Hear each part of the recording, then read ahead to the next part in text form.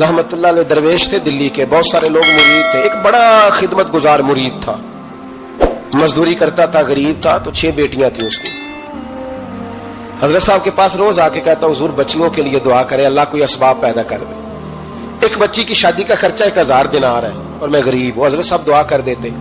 खानका शरीफ के थोड़े ही फासले पर हजरत जहां बैठ के मुरीदों की तरबियत करते थे, उससे थोड़ा ही फासले पर ना एक ईसाई रहता था, बड़ा मालदार था, बड़ी सारे ऊंट, गायें, भेड़, बकरियां रखी हुई थी और हजरत शरफुद्दीन रहमतुल्लाह अलैह की बड़ी मुखालफत करता था।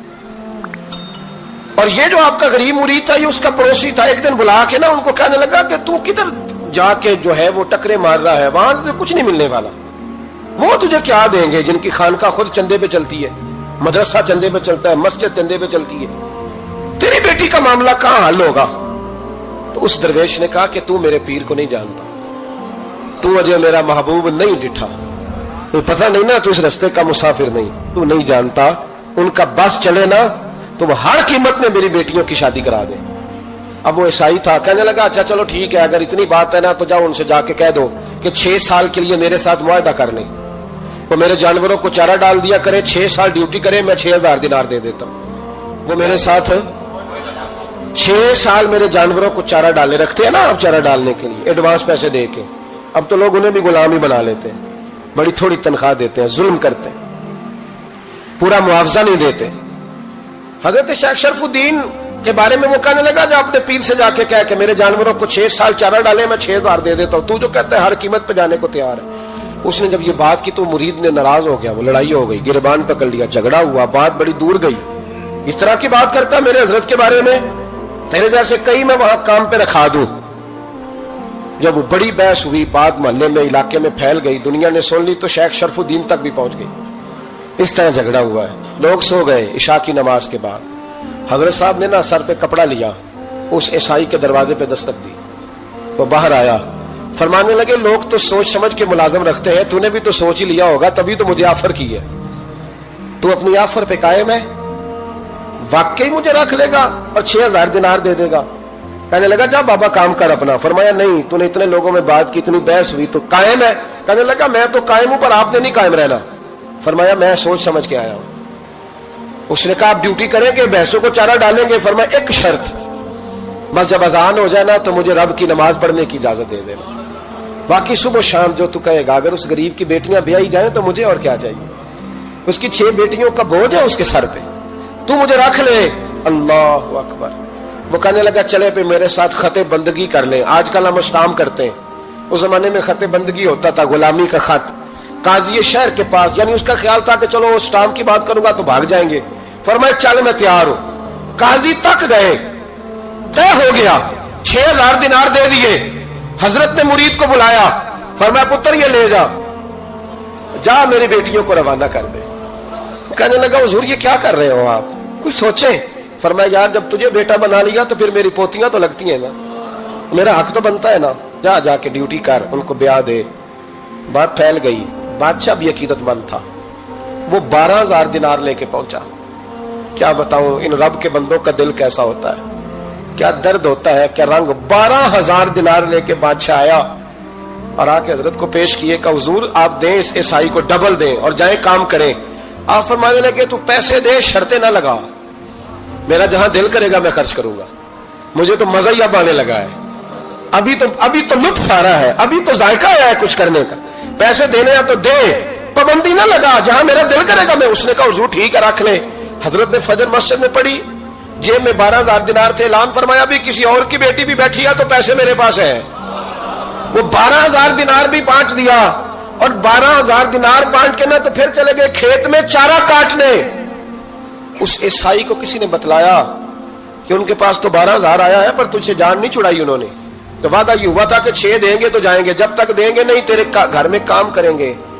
वो ना चारा काट रहे थे, हजरत साहब तो वहां पहुंच गया, दूर जाके खड़ा हो गया, कहने लगा बाबा पहले तो मैंने मुसलमानों के इखलाक सुने थे, अब तो मैंने देख भी लिए, पर ये बता जब 12000 आया था जान क्यों नहीं छुड़ाई?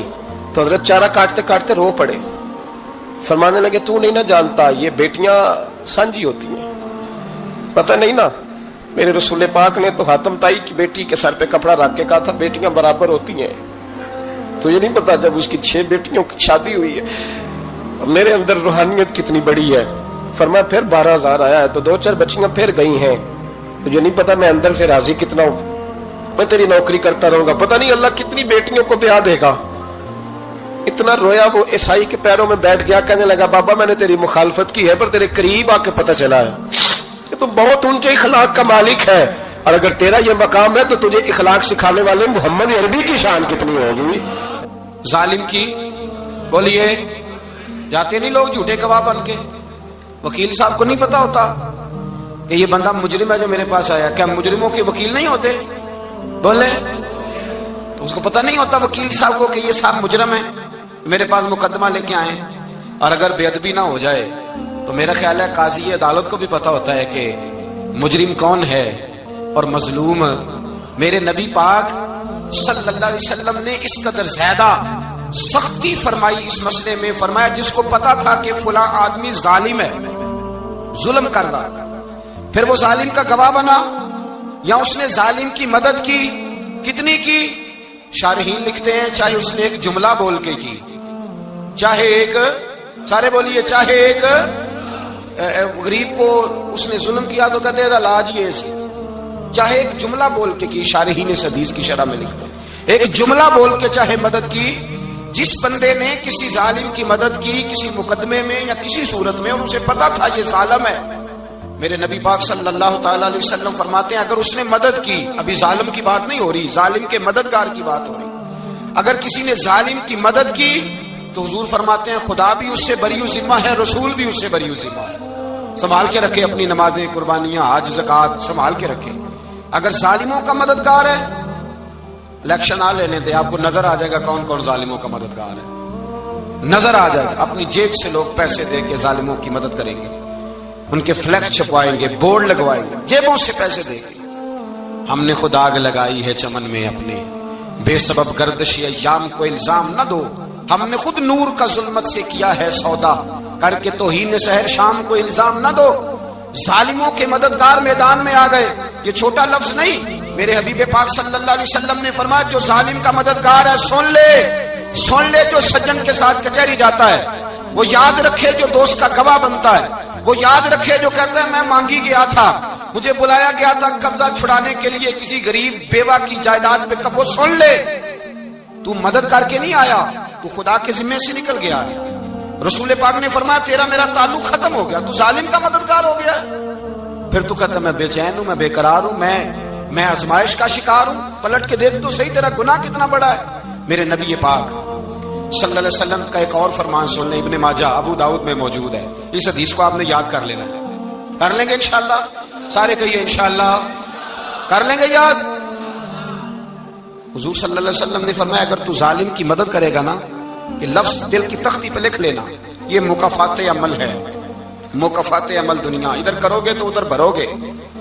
فرمایا اگر تو کسی ظالم کی مدد کرے گا, سن لے حضور کا فرمان ہے, اگر تو ابن ماجہ ابو داؤد سیاہ میں موجود ہے, فرمایا اگر تو کسی ظالم کی مدد کرے گا تو رب تعالیٰ مرنے سے پہلے تیرے اوپر بھی ظالم کو مسلط کر دے گا. تیرے اوپر بھی ایک دفعہ ظلم ضرور ہوگا اگر تو ظالم کی, وہ کسی صورت میں بھی ہو سکتا ہے, کسی صورت میں بھی تیرا بیٹا ہی اٹھ کے ظلم کر دے گا, تو الجھ جائے گا, کسی نہ کسی جگہ تیرے لیے تباہی کا سامان ہوگا, تیرے اوپر ظلم ہوگا, اس لیے کہ تو ظالموں کا مددگار ہے. چاہیے یہ تھا کہ تو مظلوم کی مدد کرتا, انسانی ایمانی یقین کا فریضہ سر انجام دیتا, تو ظالموں کا مددگار ہو گیا. ٹٹول کے دیکھ لیں, رزلٹ نکال کے دیکھ لیں, ہمارے زمانے میں ظالموں کے مددگار زیادہ ہیں. اتنی لمبی زبانیں نکال کے ظالموں کی مدد کرتے ہیں.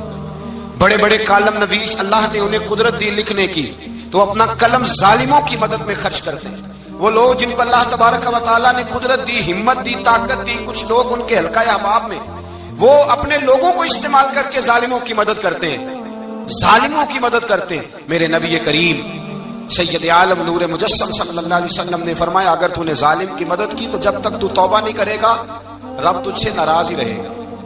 اللہ تجھ سے, اور بھائی جس سے رب بھی ناراض ہو گیا, نہ کھانا نہ پینا نہ سونا نہ جاگنا نہ نیند, پھر تیری ہر چیز تیرے لیے آزمائش ہو جائے گی, پھر تیرا سایہ بھی تیرے لیے خوف کا سامان بنے گا, پھر زندگی جیتی جاگتی لاش بن جائے گی, تو اپنے کندھوں پر اپنی میت اٹھائے پھرے گا. جب تو ظالم کا مددگار ہوگا. اور نبی پاک صلی اللہ علیہ وسلم نے فرمایا ظالموں کا مددگار بھی ظالم ہوتا ہے. ظالموں کا مددگار بھی, سارے بولے ظالموں کا مددگار بھی نہیں, کو نہیں, آپ سارے نہیں بولے, ایک دفعہ بولے ظالموں کا مددگار بھی. پکی بات ہے, ظالموں کا مددگار بھی. اللہ اکبر. جس کا یارانہ ہو, جس کا دوستانہ ہو, جو کہے میں نے نا اس کو اوکھے ویلے کے لیے ظالم کو یاد رکھا ہوا ہے. کبھی مشکل میں رکھے نہیں ہوئے لوگوں نے ظالم دوست, کہتے میں نے رکھے ہوئے ہیں. بلکہ ہمارے دیہات میں تو کہتے ہیں میں نے بازو بنائے ہوئے ہیں. کس کو بازو بنا لیا؟ ظالم بھی کبھی بازو ہوتا ہے.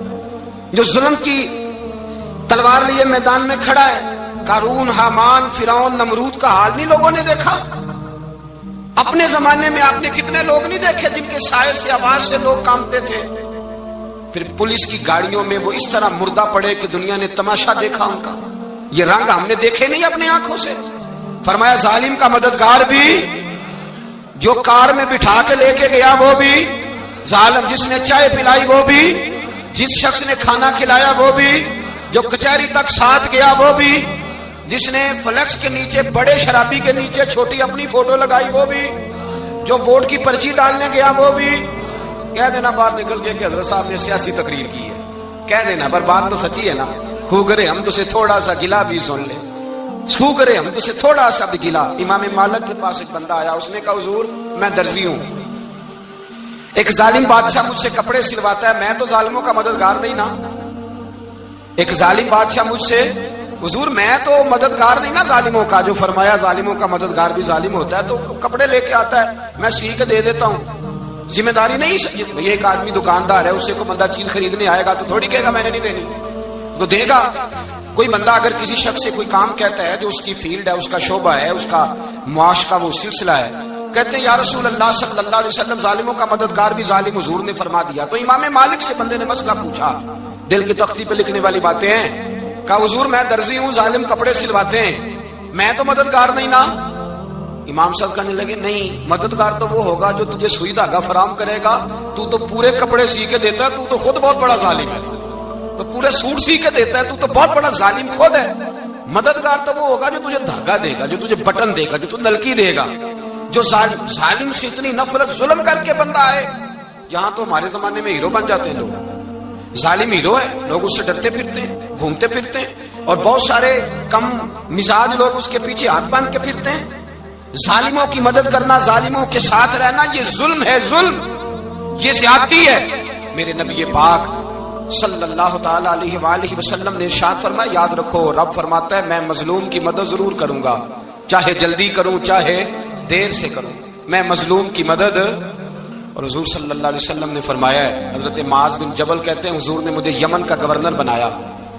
جب میں جانے لگا نا تو حضور نے بڑی نصیحتیں کی, بخاری میں موجود ہے. فرماتے ہیں جب میں پلٹنے لگا تو میرے رسول نے فرمایا معاذ ایک منٹ ٹھہر جا, ایک بات میری یاد رکھنا, اس کو نہ بھولنا. کہا حضور کیا؟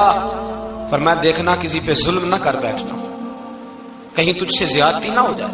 محبوبہ پھر حضور نے فرمایا سن میرے معاذ, میں تجھے گورنر بنا رہا ہوں, زیادتی نہ کر بیٹھنا. یا رسول اللہ صلی اللہ علیہ وسلم کیا ہوتا ہے؟ تو میرے کریم نے فرمایا جب مظلوم دعا کے لیے ہاتھ اٹھاتا ہے تو عرش کا مالک کہتا ہے فرشتوں پیچھے ہٹ جاؤ. عرش کا